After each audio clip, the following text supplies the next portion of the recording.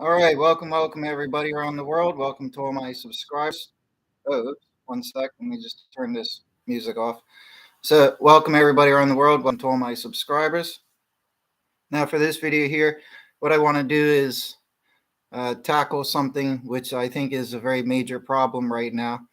In that there's a few other people out there on YouTube. There's not many. There's a few who are talking about 2023 being the time of the rapture and the arrival of Jesus. Now, there's nothing wrong with that per se, because I, for 6 years, have basically been the only person warning everybody that the rapture will be in 2023 and that Jesus will arrive then. So, nothing wrong with those aspects. But the problem is this. Excuse me. The problem is this, that this theory that, well, I'll call the counter theory, their counter theory comes to the same point. It still comes to 2023, but their theory, the counter theory, is completely based on a different methodology. And I'll explain. The only people out there, the only person out there, me, the only person who is out there talking about 2023 based upon the prophecy of Daniel and the other 6 biblical prophecies which I have found and covered, the only person talking about that methodology is me. That is the most scriptural and most scripturally backed theory. Okay? In that methodology, okay, in mine, it ends in 2023. Okay? However, the counter theory, so out of all the 6 years, I've been doing this since 2017 on YouTube, warning about 2023. Okay, I've got about 45 videos that I've made or more in this time, probably more. And okay, my cat just jumped off the couch. He's fed up.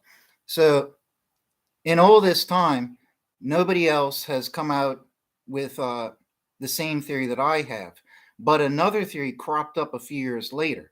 Okay, so back in 2017, nobody else was talking about 2023. I was looking like a ding dong because it's 2017, and look at this crazy guy, me, talking about the end of the world's going to happen in 2023. Why 2023? It's such a bizarre number. What's the purpose of it? Why 6 years away? And a lot of people mocked me for it. Okay, but as the years passed, in 2018 on YouTube, a channel, possibly 2 channels, cropped up with their own methodology that included the year 2023. However, it's totally erroneous. And God bless those people. I'm not here to, tarnish their name, make them look bad. Every servant of God who's working for what they feel is the truth, God bless them all. Okay? I'm not here to put them down. Nothing like that. Not here to talk about them. And welcome. Excuse me. So I just want to make that clear here. Like, if those people with those channels come in here, I don't want you to feel like I'm attacking it. It's nothing to do with that at all. Okay, it's just looking at the theory that's being presented. So in about 2018, like I said, 1 or 2 people on YouTube cropped up. And basically, YouTube is representative of the world here, because in these 6 years, trust me, every single day of my life, I research on the internet and on YouTube trying to find other people talking about this, and I can't find anything or anybody. And I exhaustively try searching for it to see if other people have tuned into the reality as well. So the only thing else that cropped up was this theory, this counter theory, which says that the rapture and the arrival of Jesus will be in 2023. This is what they claim, but it's only because, they say, it's only because they say Jesus died in the year 30 AD. Slap 2,000 years onto that, you get 2030. Now, in reality, what their theory says is that 2030 is the end. This is what the counter theory says. They say that 2030 is the end of days, but in their school of belief, in their churches or whatever that they go to, their erroneous churches, they believe, and they're out there falsely teaching people, that there is this 7-year period. Whatever you want to call it, the 7-year tribulation, the post-rapture period, whatever, the period of the Antichrist, however you want to put your own church's spin on it.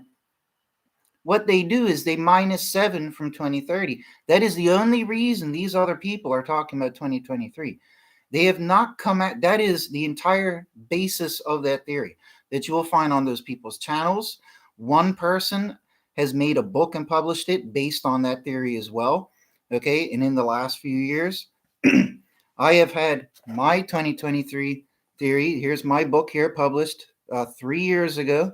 Okay, I have a chapter on 2023. All right, just to show that I'm telling the truth here. I've had that out for 3 years. So these people have come out with this counter theory. And I think maybe God or Satan possibly, could work in either way, has led them to this false theory. Because this false theory hinges on pure errors, lies, and unbiblical beliefs. For starters, their theory, let me just put it this way, my theory took 21 years. I'm no ding dong. It took me my entire adult life, okay? It took 15 years alone to crack one aspect of the prophecy of Daniel. And for those 15 years, I was trying, not every day, literally, but like I did my studies every day, between 4 to 8 hours a day, 4 to 8 hours a day doing my Bible study. And I did that every single day of my life. And I still do it like that. Maybe not 8 hours anymore, but up towards 4 still. In all that time, I had many instances where I literally wanted to throw my workbook against the wall in frustration because I couldn't make the numbers work, right? It was very, very hard. I had to think outside the box a million different ways. I had to do so much historical research, and I tried and I tried and I tried to crack it. Nobody else on earth has cracked the prophecy of Daniel. Nobody, okay? And it was a tremendous amount of work. And after 15 years, I finally realized one little tiny historical thing that I didn't know about, which opened up a whole chapter of understanding for me. And it was to do with Islam. Okay. And once that occurred, all the puzzle pieces fit together.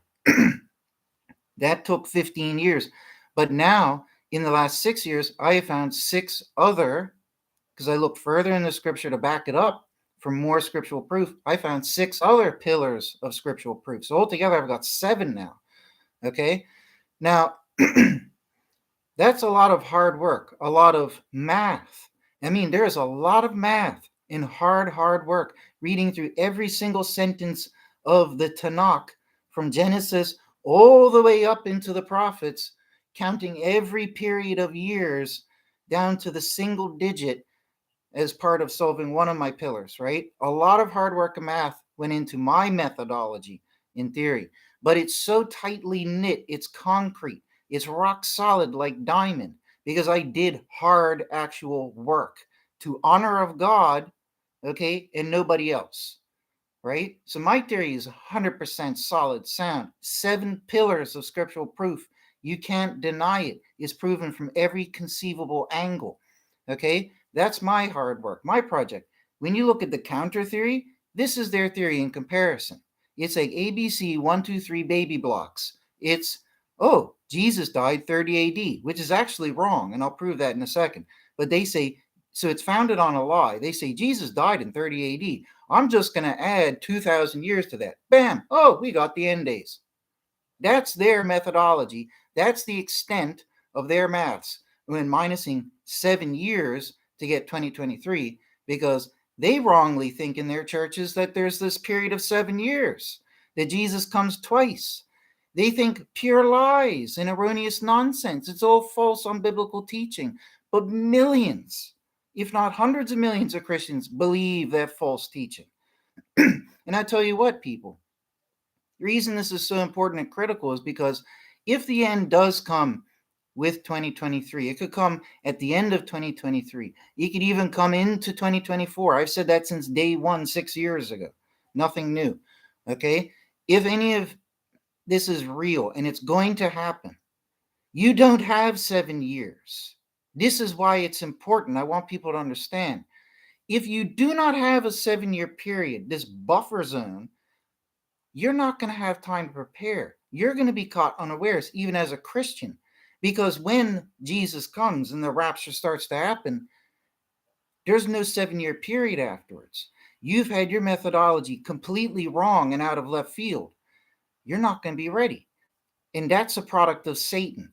And that's why I think Satan has fooled these people. Their entire theory and methodology Every aspect of it is wrong. For starters, 30 AD. Jesus didn't die 30 AD. Okay? Look at this. If you don't believe me, here's biblearchaeology.org, just as an example, because any scholarly source will tell you this. It says here, oh, hold up. It says there is no record in scripture or secular history of any official decree of Artaxerxes affecting the Jews after the one issued to Ezra in 457 BC. So, long story short, like I've said a million times, 457 BC, as the Bible methodically dictates and details with the years and the reigns and who is ruling then, the Bible and history pinpoint 457. When you do the math and actually do the work, okay, instead of just pulling a number out of a hat like a magic rabbit, oh, 30 AD, that's a convenient round number. Instead of taking the lazy route, when you do the Bible study, when you do the math and the historical research, you actually do the work, it's 457. You minus the 483 years, Jesus died in 26 AD. And I'll tell you what, this is how lazy people have been for near 2,000 years. Christians have had that prophecy for that long. Okay? And back then, they were closer to when the decree of Artaxerxes occurred. It was more fresh. We're 2,000 years later. But in all this time, nobody, everybody was too lazy to get off their chair, actually read the Bible. Yeah, some people did. I'm not literally saying nobody did, but virtually nobody got off their chair, got off their behind, read the Bible, looked at history, did the simple arithmetic, because if they had, everybody would have been saying it was 26 AD for 2,000 years. But you know what? I grew up, and every Christian grows up hearing, oh, Jesus died in 30 or 32 or 33 AD. And there's no valid reasoning for these numbers. The actual hard work or simple work would show you he died in 26 AD. So right off the bat, 30 AD is wrong. But their whole theory, flush, gone, down. It's based on a false premise. Okay? So they are incorrect to start with. But beyond that, okay, Jesus does not come twice. This is part of a school of false thought that is prevalent in Christianity. And I don't want to waste time on this, but they basically say that there's two of everything. They say that, and if you don't believe me, or if you want to deny it, go look it up yourself. Or if you believe these things, stop and think about it, because what I'm about to say is true. It's an accurate assessment of this false theory. All these churches, different denominations, different churches, hundreds of millions of Christians believe that there will be two comings of Jesus. The Bible doesn't say that. They believe that there will be a rapture at the first coming of Jesus, and then they believe that there's going to be a period of time, 7 years or 1,000 years. We won't get into all the time-wasting details here, but they believe that there's two comings of Jesus. They believe that there are two judgments, because he comes the first time. Obviously, he's judging who's worthy to be raptured and who's unworthy and has to stay. But then he returns, they say, for a second arrival with a second judgment. And they say there are two resurrections, one at the first arrival and then one when he comes back again. Now, none of this is biblical. None of this makes any sense. And it's all because of their misunderstanding of when the book of Revelation talks about 1,000-year period. I'm not going to get into it. I've made videos on this over these years.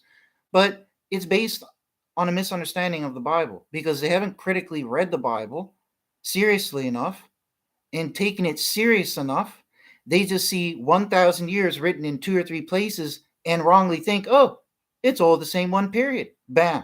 And by doing that, taking the lazy route, in order to justify their lazy theory, they have to say, oh, well, Jesus must come twice. There must be 2 resurrections. There must be 2 judgments. There must therefore be 2 end days, final days, judgment days, whatever you want to call them, 2 Armageddons. None of this is biblical. The Bible doesn't say any of that.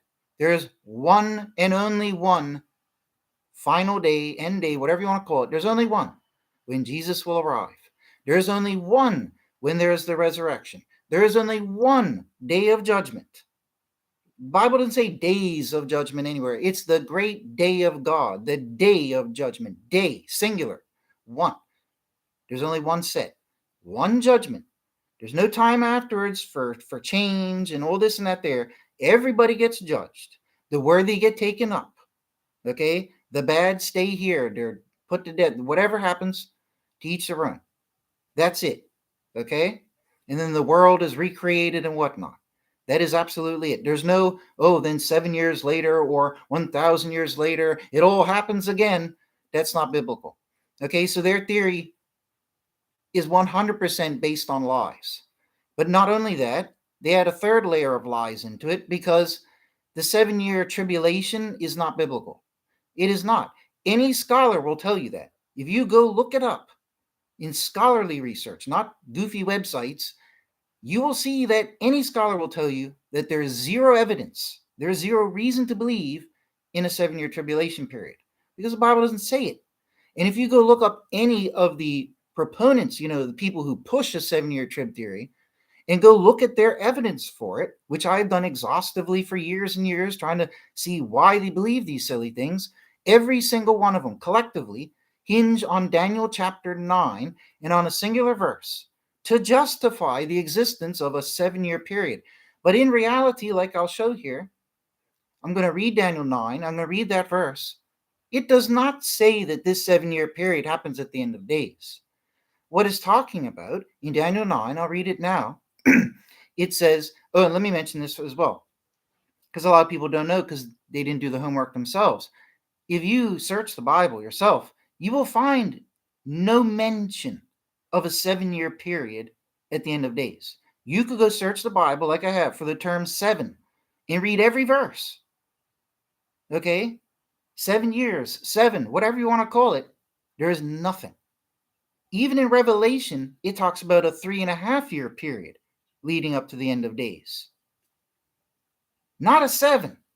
Okay? Nowhere is it mentioned as 7. Now, some people lump 3.5 and 3.5. That's again because they're taking the lazy route.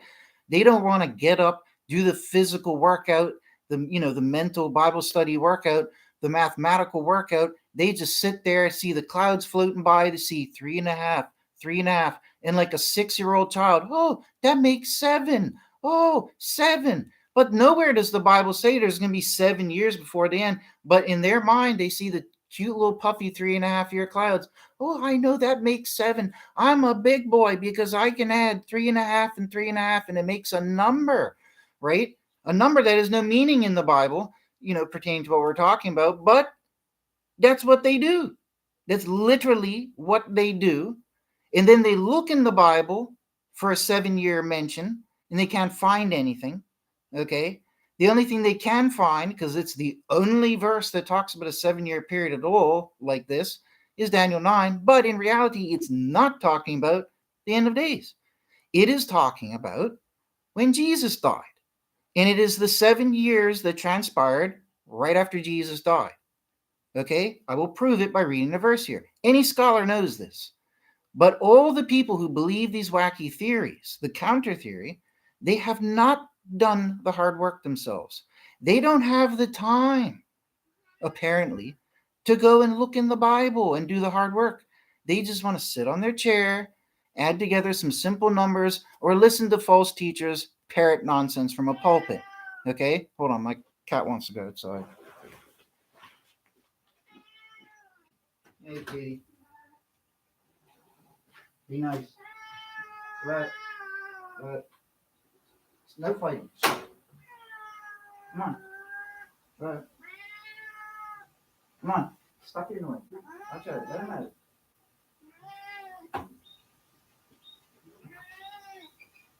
Come on, kitty. Come on. Come on. Well, stay inside then.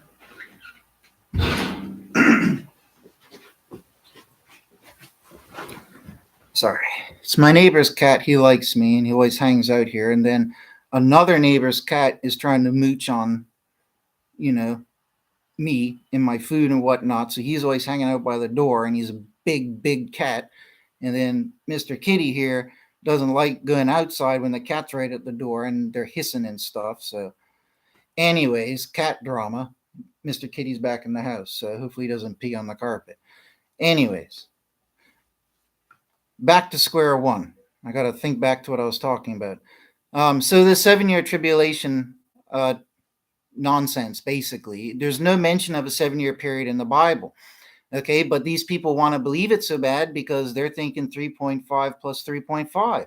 So they look in Daniel 9 in desperation and they find a mention of a 7-year period, the final week of Daniel's prophecy, and for absolutely no valid reason. I mean, you tell me a sensible reason here. This is what they do. It's like ABC 1, 2, 3 baby blocks again, right? And this is how you separate the sheep from the goats, right? Sheep do the work, the goats don't want to bother doing the work, right? So ABC 1, 2, 3 baby blocks. They're looking down at Daniel. They see a 7-year period. They think, oh, well, I want that number to be at the end of days. Even though it's 2,000 years away off into the future, what's my reasoning for doing it? I just want it to be at the end of days so that my silly unbiblical theory, not me, but this is what the counter people say, right? So that their theory can be right. So they take Daniel's final 7 years and they go scoot, scoot 2,000 years forward to the end of time and they plonk it there. What's the reasoning for doing it? They just want it to be there. There's no, it's crazy, right? So we read Daniel 9. What we see is literally the angel is telling Daniel, there's going to be 490 years. This is represented as 70 weeks. Each week, therefore, equals 7 years. So that's where all those people saw the number 7 and got all excited. Oh, I have an excuse, right? When's the last time? This is some common sense for people. If God tells you there's 490 years, what does that mean? That means you start from 0 or 1, whatever, and you go up to 490. God didn't say, oh, there's 200 years and then a gap of 2,000 years and then another chunk of years when it continues. He didn't say anything like that. It's 490 years. That means 1, 2, 3, 4, 5, 6, 7, etc., up until 490. There's no gaps. There's no massive periods of insertions. The number 490 years means 490 subsequent years. I mean, this is common sense. But again, we're dealing with people who are playing with ABC 1, 2, 3 baby blocks. That's why they just don't have the beans to process this common sense. Okay? The fact is 490 subsequent years, one after the other. Hey, that's how numbers and years work, right? It shouldn't surprise you. But nonetheless, when these people read the final 7-year period, they think, oh, we have a 7-year period. I want it to be at the end of days, so I'm going to put it at the end of days and then base all these wacky church theories around it. This is what those people do. And it's because of that, combined with the false date for Christ's death, combined with their extremely ridiculous concept that everything happens in duplicate, those three completely unbiblical, ridiculous elements combined together, those three things literally are what make their counter theory for 2023. And as you can see from me laying it on the table, dissecting it, their theory is utter garbage. It is garbage. There's no better word for it than garbage. It's founded on, it's made up of nonsense. Okay? Oh, my cat's jumping up on my laundry and I do not want him to use the bathroom on that. So come on, kitty, let's go. Get down. Come on. Come on, get down from there. Come on. Just go use the bathroom, cat. Stop your noise.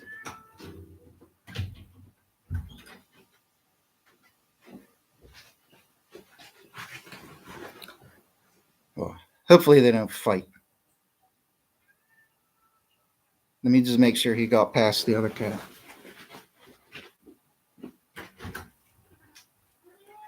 Kitty, don't be afraid of him.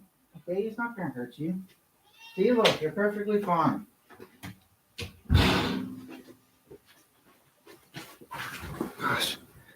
I let him outside. The cat, Mr. Kitty, sat on my doorstep. The big fat cat, sitting right there. He's perfectly friendly, right? There's nothing wrong with him. He's sitting 2 feet away. Mr. Kitty is so scared he didn't even want to walk away. I'm like, come on, you know what I mean? Anyways, more cat drama. So, as you can see, their theory is literally garbage. And I'm not trying to be disrespectful, mean, but this is people's lives, souls, and salvation here. And not just that, but apparently it's the end days. This is not time for people to be throwing around oatmeal theories. It's time for people to pay attention to the real deal. Okay? So I already have that chapter in my book, like I showed, where I talked about one element of the 2023 theory.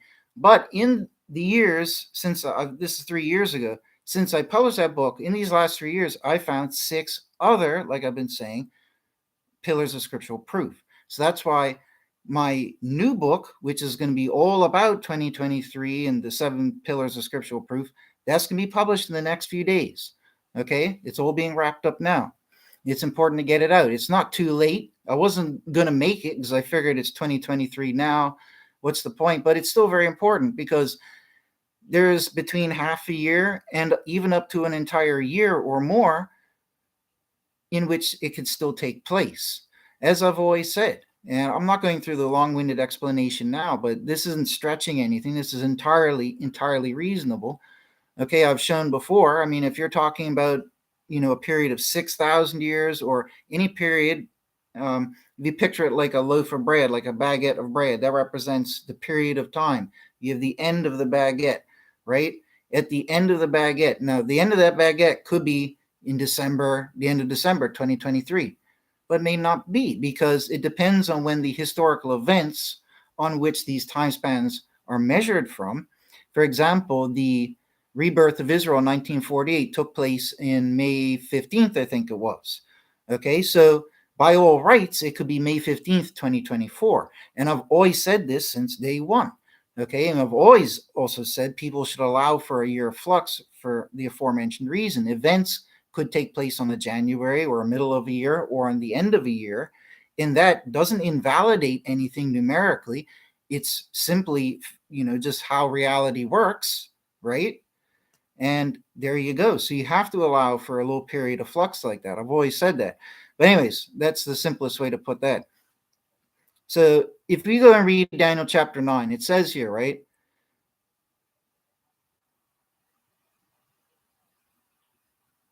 Where is it? In verse 24, it says 70 weeks, that's the 490 years, are determined for thy people. And then in verse 25, it says, and thou dost know and dost consider wisely from the going forth of the word to restore and build Jerusalem, thou was with Artaxerxes in 457, till Messiah the leader is 7 weeks, in 60 and 2 weeks. That makes 69. That's 483 years, right?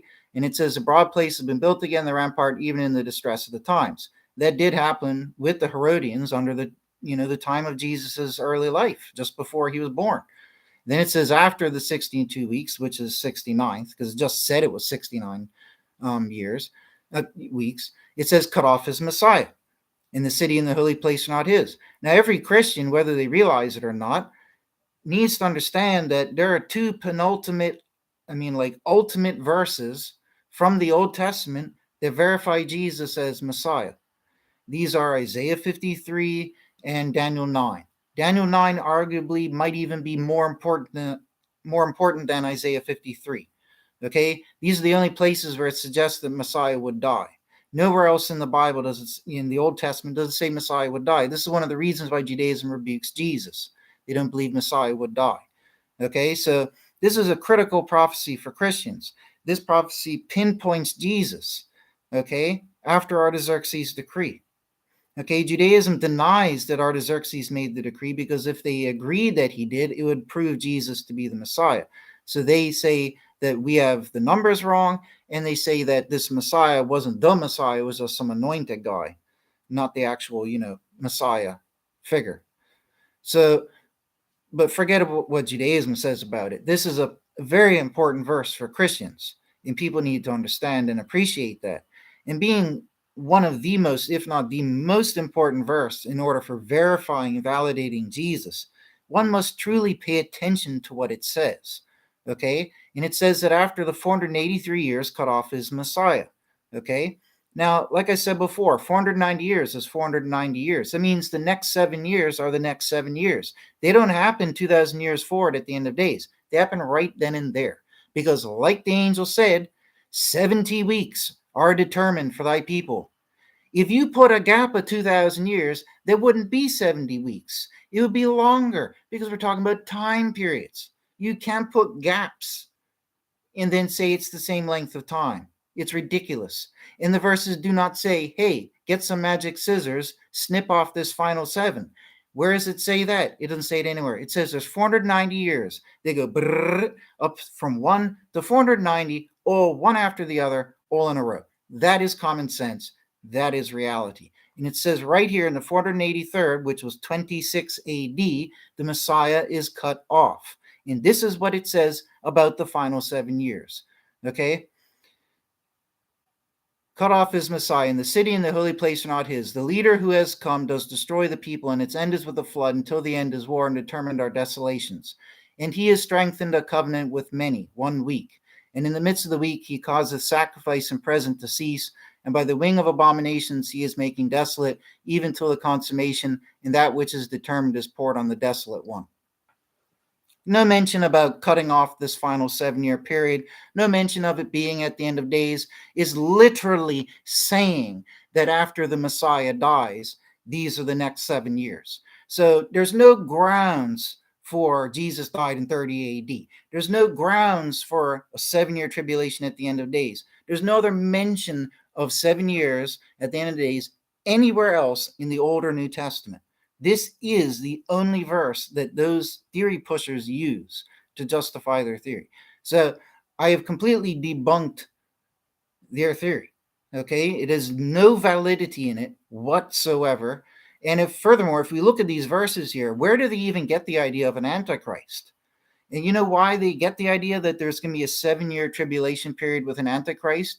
The only reason they do is because of how wrongly they butcher this verse. Now remember, the people who believe this have already gone against what the Bible actually says and taken their magic scissors, snipped off the 7, not having been given any command to do so, and have put it forward 2,000 years conveniently to when they want it to occur. And not only that, but what they want to occur is their own butchered understanding of what it actually says. This is just how backwards they have it.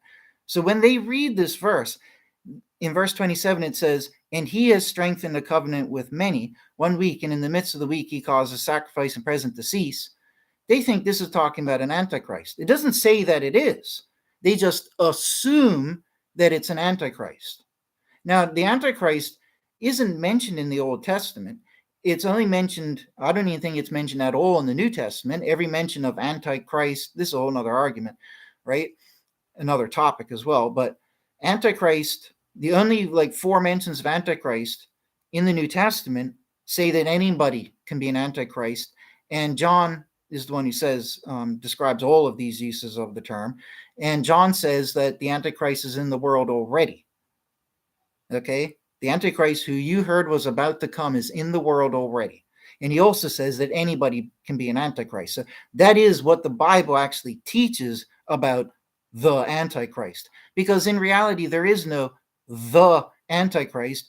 There is just good people and bad people, opponents to God, or people who, serve God. Okay? That's what it is. But anyways, that's a whole other topic. I've got videos on that. I'm not getting into that. But these people insert all of this antichrist figure nonsense into the verse. They read that, he, meaning the antichrist, creates this false covenant with mankind, right? So they're imagining all these things, inserting into the text imagined things. The text doesn't say any of this, right? Because it says he causes sacrifice and present to cease. These people, based on their lack of Bible study and homework, they think, ABC 1, 2, 3. I remember somewhere else in the Bible, this is what they think. It talks about the sacrifice being put to an end by a bad antichrist type figure, which it does elsewhere in Daniel. Okay. But they're not looking at what's in between and any context. They just see the loose little fluffy clouds and they lump the simple blocks together. Once again, that's what they've done. So people, they don't even understand. Most of them don't even know when the sacrifice was put to an end. It was put to an end by Babylon first in 602 BC, which plays into the 2023, the correct 2023 theory anyways, right? That's one of the 7 pillars. But Babylon did it in 602 BC. Every single one of the beast nations afterwards and other nations, non-beast nations, did the same thing. Every time Judaism would get back on its feet and get the temple sacrifices going again, some big bad nation came in and trampled over it and took it away. It happened numerous times. Greece did it. Even Rome did it. Many different people did it. Islam did it. Okay? So when it says he causes sacrifice and present to cease, what they don't understand is this is actually talking about Jesus. Now, a lot of scholars say this as well.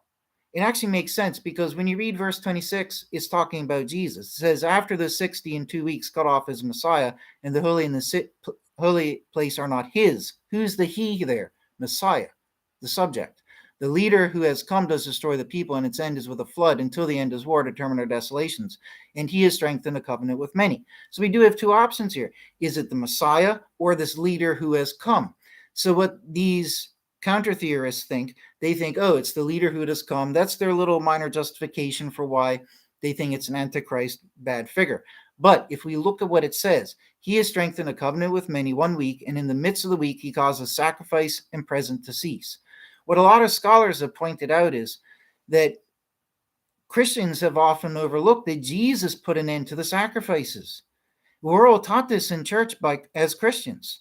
Every Christian grows up being taught this, that Jesus put an end to the sacrifices. Jesus didn't even do sacrifices. He put an end to it. It's in the book of Hebrews. It's part of basic Christian theology. We don't do sacrifices. They've been put to an end.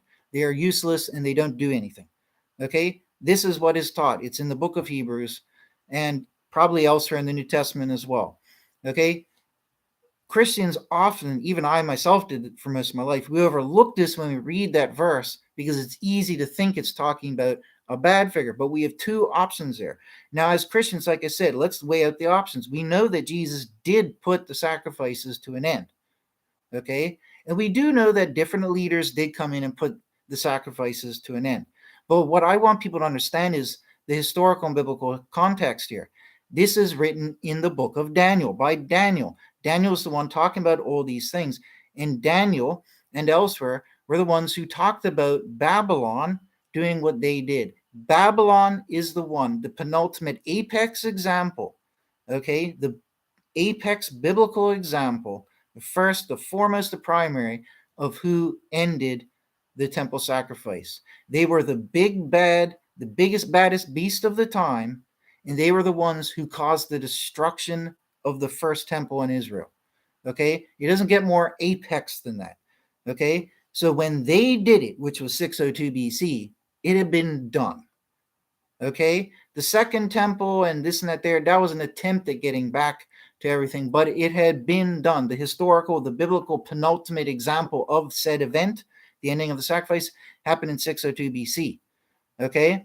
So going by this biblical knowledge, when we read the options here, whether it's Messiah, Jesus, who did end the sacrifices, we already know that, or is it some leader who came in afterwards at some point who also ended the sacrifices, which is a more legitimate and reasonable option to side with? It's that it was Jesus. And this is why a lot of scholars say the very same thing. In fact, the people who say contrary to that are these counter theorists who, in most cases, have not done the Bible study, have not done the hard homework. They're just doing ABC 1, 2, 3 baby blocks, lumping simple things together, anything that you can do in a quick millisecond in your mind that doesn't require any serious devotion or thought.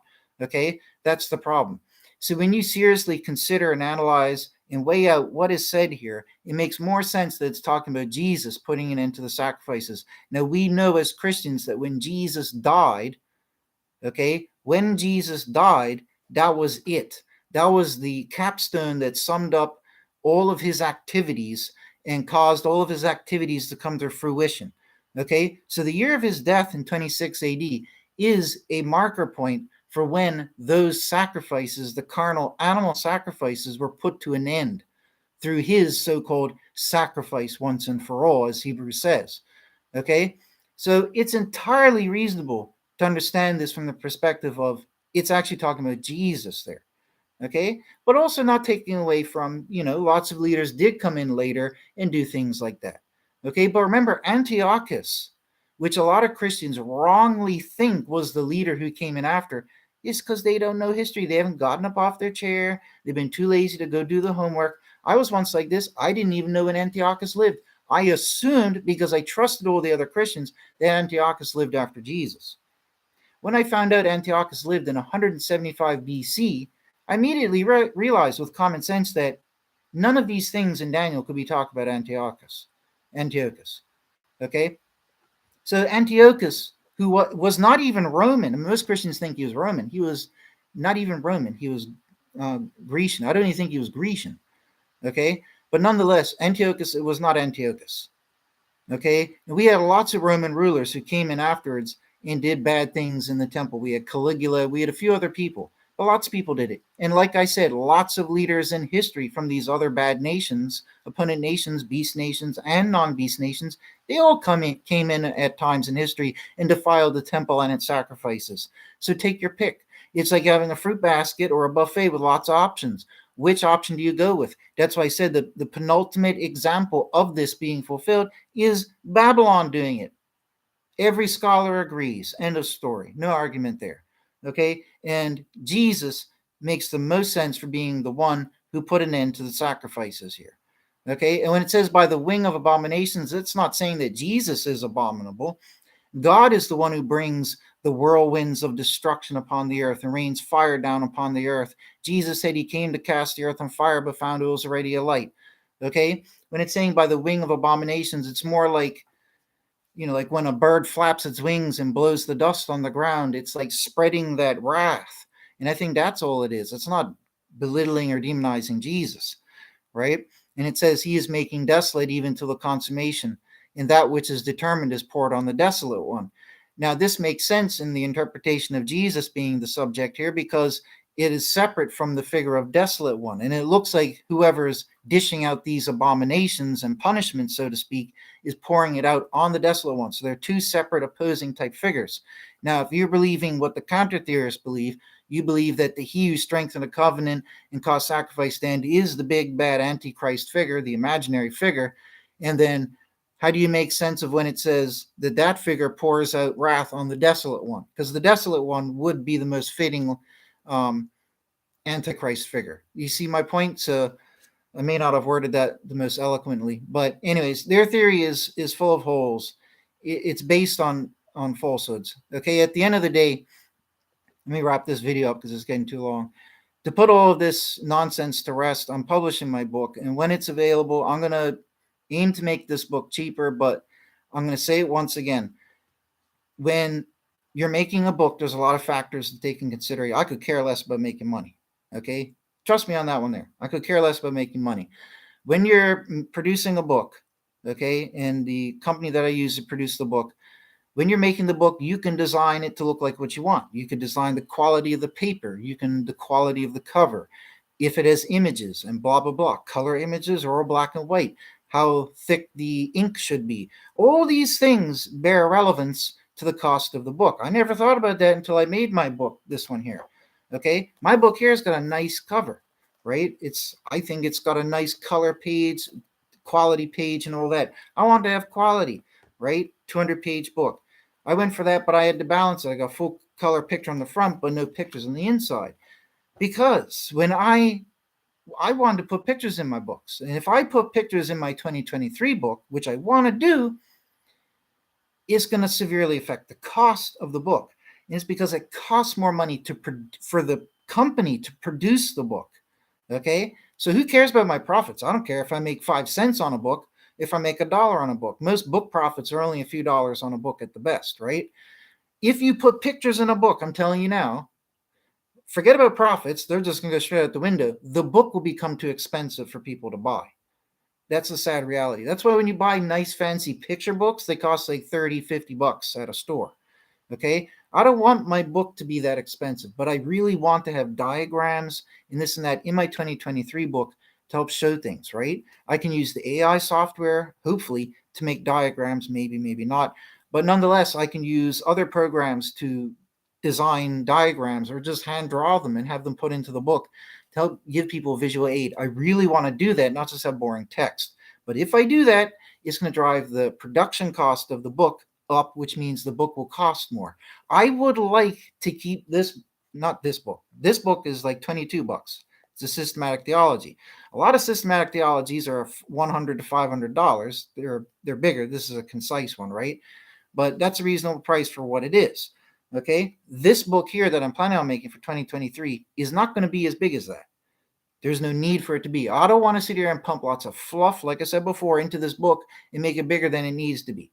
I like making concise books. That's what people like.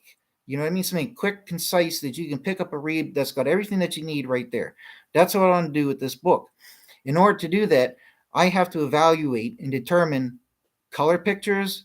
Definitely not. It's going to be black and white pictures, right? Unfortunately. I would love to make a beautiful, colorful book, but you know what? It's going to cost $30 or $40 to make.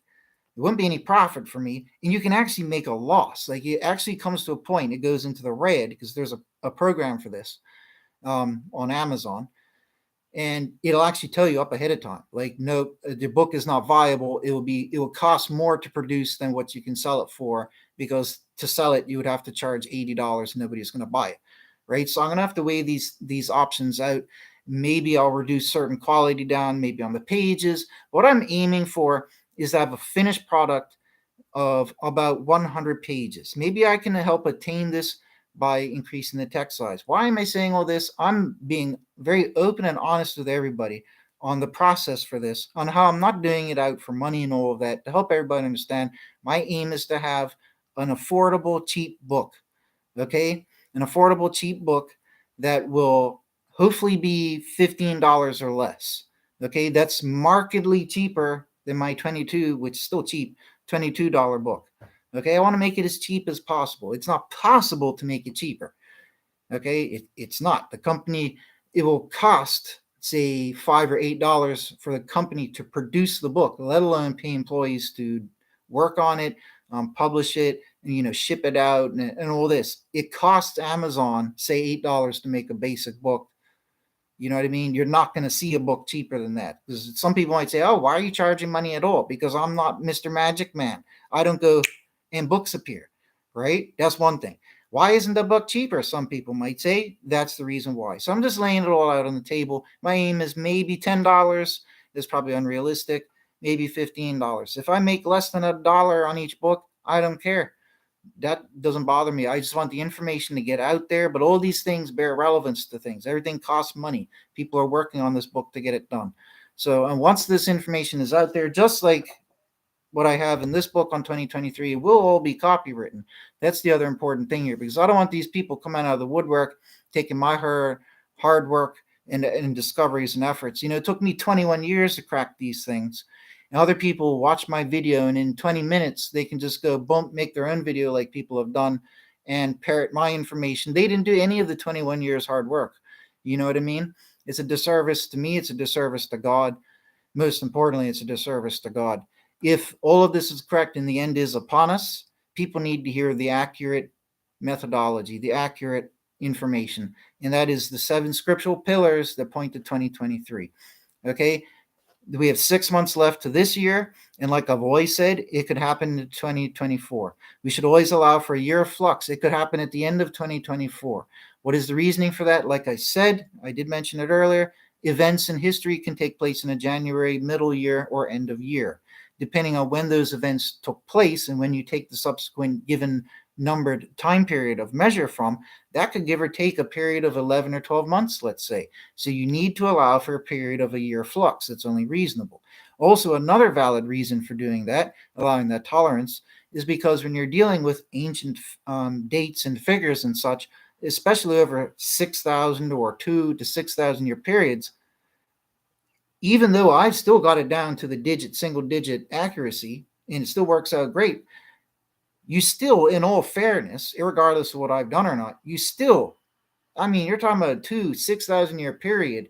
You should allow for a year of flux. I mean, come on, to think that nobody in history could have been off on a date by 1 year or by a few months. You see my point? You should allow for a natural amount of flux. But like I've always said, though, the numbers from 1948 would dictate 2023 based on Daniel's prophecy. So it should be pertinent to the number 2023, to this year.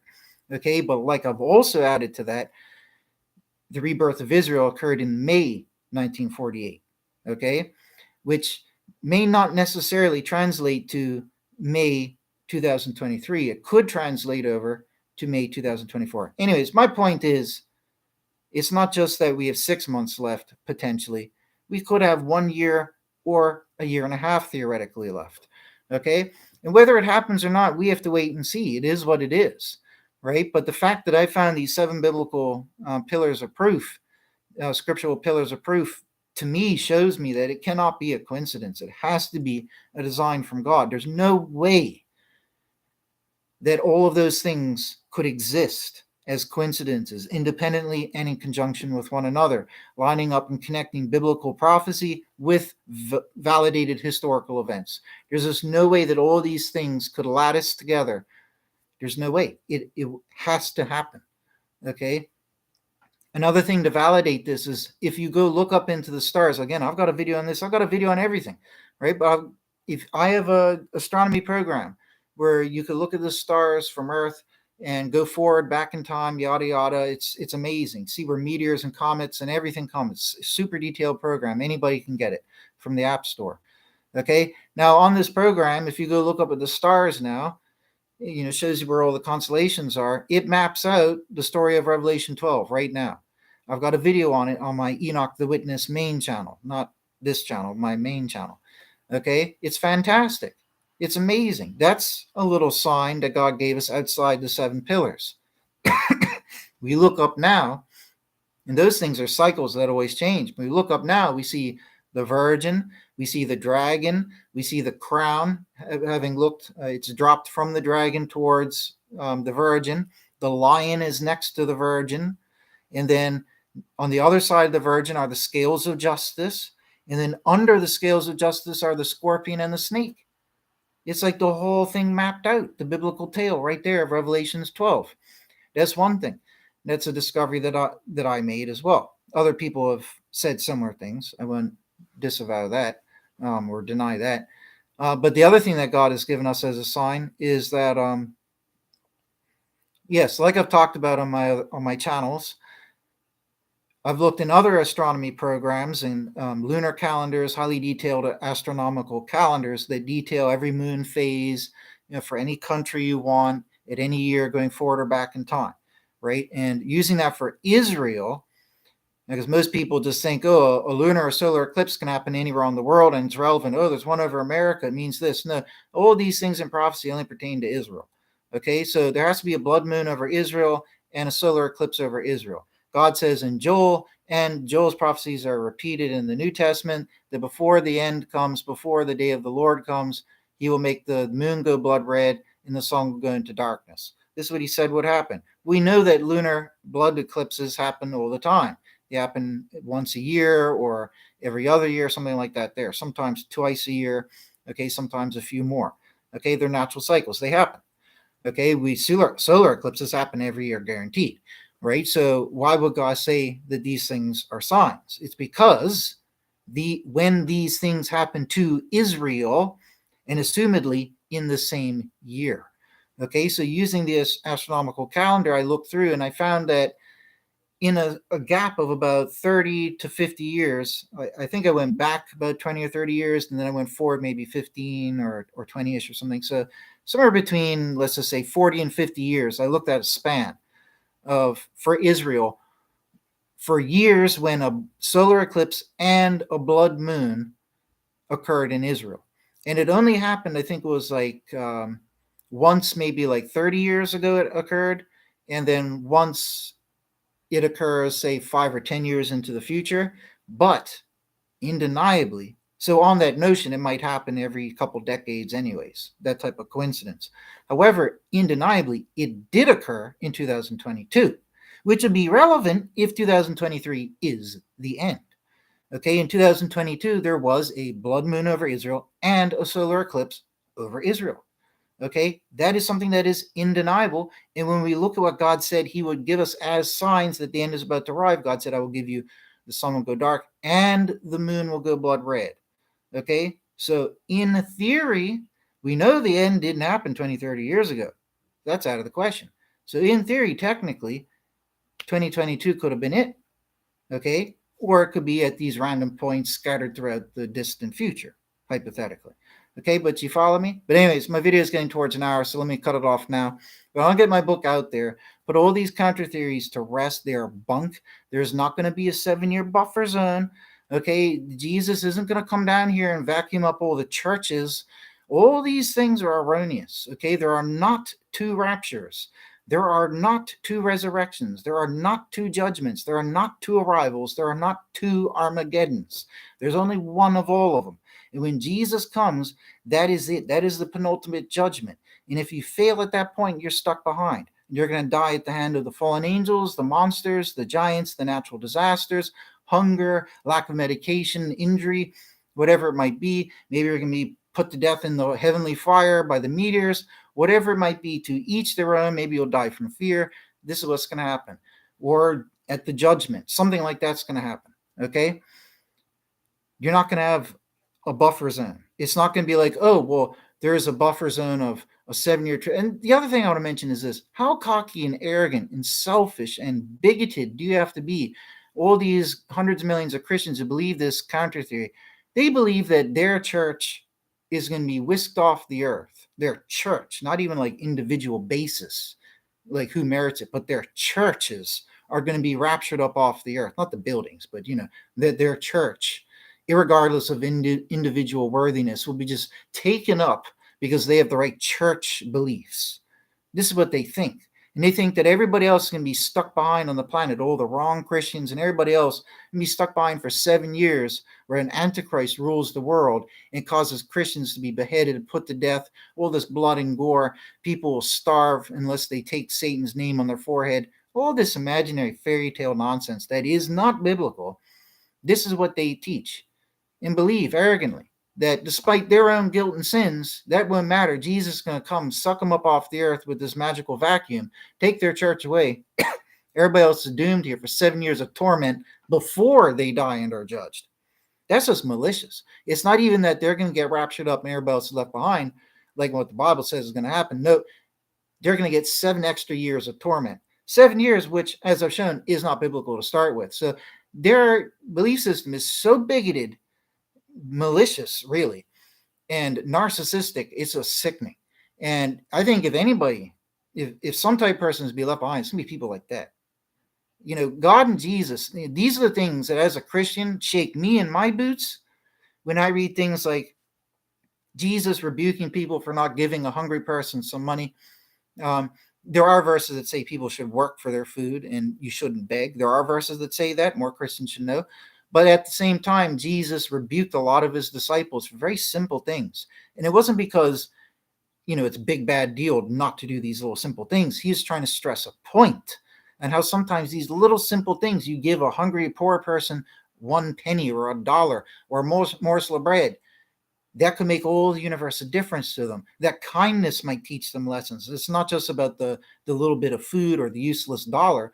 It's about all these other things. So he is teaching all these deep, deep lessons. And when I read things like that, it convicts me, because there's many times I don't give homeless people money. I used to all the time, right? I got taken advantage of and I had to stop because I'm too poor and I can't pay my rent right now. So I can't be affording to give people money.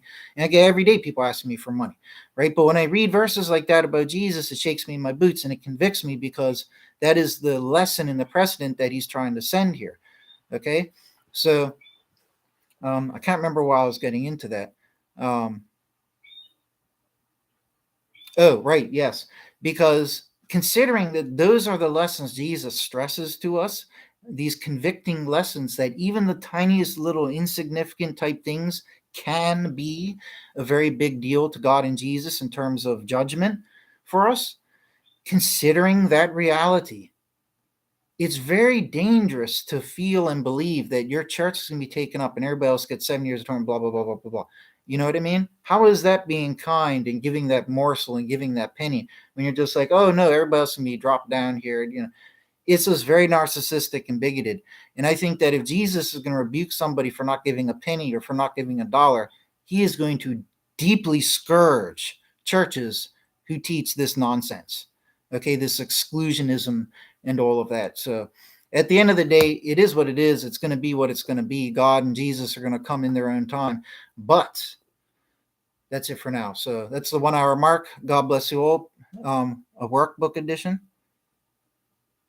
Oh, where you could write stuff in. Oh, that's a good idea, because that will help me actually fill up the volume of the book, which means I won't have to fill it with fluff and I can just give people what they need to hear, the hardcore facts. Thank you very, very much for that idea, Laura. If I could actually, I've had people ask me to do that with my current book as well. I can actually leave little gaps in there. If I thought of this myself, I would feel sheepish, like I'm just putting gaps and people are paying for space. But I'm glad to see that somebody actually requested it, considering that people have requested such before. It is a good idea to put I could put like a little gap, and then you could write your own type of notes in there. Thank you for the idea. That way I don't have to have two separate books. I can just have one. It'll all be in one. You can take the notes right there. And maybe at the end of each chapter, I'll have like a blank page to put in notes. Excellent. Thank you. Thank you. Thank you. That's an excellent idea. So, all right, folks. So take care. God bless everybody. Let's hope and pray that the end will be coming. Okay. And what other evidences do we have? Let me put it this way. I'll mention this again. It's kind of out of place to mention it. But I know what crosses everybody. This is important because everybody's mind who wants to believe in 2023, like me, there is the fear. What if it doesn't happen? Right? I'm the biggest pusher for 2023. I've wanted the end to come since I was a little kid because I want to be reunited with my dead family members and everything. I've always wanted it. I don't know if there's, so to speak, I don't know if there's anybody out there who wants it more than me. Okay? And I don't assume I'll pass. I just want it to come. You know what I mean? But I'm not going to be crushed and dismayed if it doesn't happen. Okay? I'm part of me wouldn't even be surprised because I'm so used to it not coming. Right? Everybody is. Right? So don't let it get you down if it doesn't happen. And bear in mind, like I said, the year of flux. So really, I would say after 2024, if it hasn't happened, then we need to reevaluate things. But still, it's not going to crush me. It shouldn't crush you if it doesn't happen. There could be a logical explanation for it. Maybe I don't think that there's any holes in my methodology or theory. There isn't because the numbers are so pinpoint and everything. There are no holes or gaps. But it'll just be a moment, a chance to reevaluate things. And I don't think it disproves anything at all. Now, if tens of years or hundreds of years transpire and nothing happens, that would be a little bit more concerning, right? But I wouldn't be dismayed if it doesn't happen at that point, but it very well could. And going by what the Bible says, if we want to call ourselves biblical, this is the way I look at it now, right? It's not that I'm being double-minded, it's that I'm being practical. I want it to be in 2023. I will prepare myself for it as if it will be in 2023. I want it to be then. I believe it should be according to the Bible. And as a biblical person, I should follow what the Bible says or appears to say, right? To my best understanding. And that is that I should prepare for 2023. Okay? But if it doesn't happen, that's fine. It's not going to change anything for me. Even if the end of days don't come in our lifetime, we're all going to die one day. And we're all going to be judged then. When my dad died from cancer years ago, suddenly out of the blue, we didn't even know he had cancer. He just suddenly got it, and within a number of weeks, he died. Okay? He met his time of judgment. Everybody's going to go through that. Everybody does. So even if we don't get a massive end of days and a convenient rapture for us in translation, like we all ultimately selfishly want, because, admittedly, that's a selfish desire for me. Everybody else in history had to die. Why should I get to get translated? Because it's more convenient for me, right? At the end of the day, if it doesn't happen, we're all going to die and meet God and Jesus anyways. So, you know what I mean? It would be disappointing that it doesn't happen now, but It's going to happen anyways. I mean, for all I know, I could have cancer right now inside me somewhere that I don't know about. Maybe, maybe not. I don't know. And I might die suddenly as well, just like my dad did.